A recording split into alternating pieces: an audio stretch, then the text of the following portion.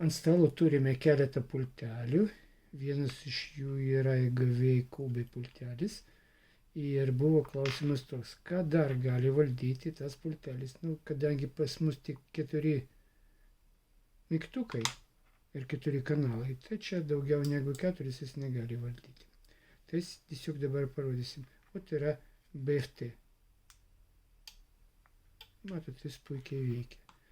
Dabar į tą patį gali atidaryti kubai pultelis.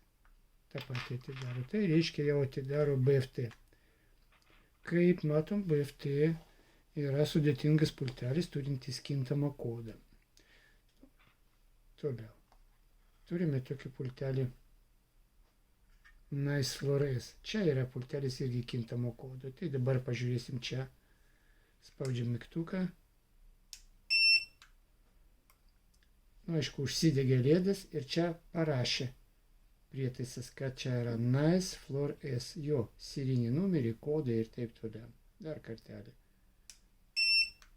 Matot, kodai pasikeitė, bet pavadinimas NiceFloorS.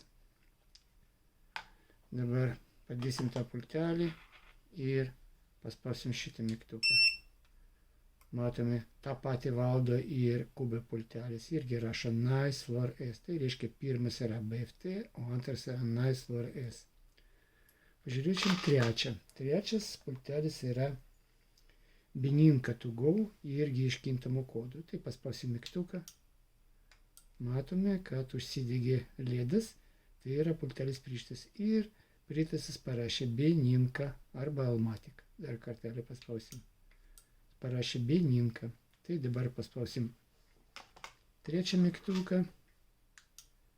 Ir matome, kad jis vėlgi užsidegė lemputę ir parašė Beninka Almatic. Dar kartelį. Kodas keičiasi, kadangi jis kintamas matosi. Hop, kodas keičiasi. Čia yra ant trečio mygtuko įrašytas kodas Beninkos. Ir dabar bestselleris. Tai čia yra sunkiai kopijuojamas arba beveik nekopijuojamas tas pultelis Herman B-Secure. Tai spaudžiu mygtuką.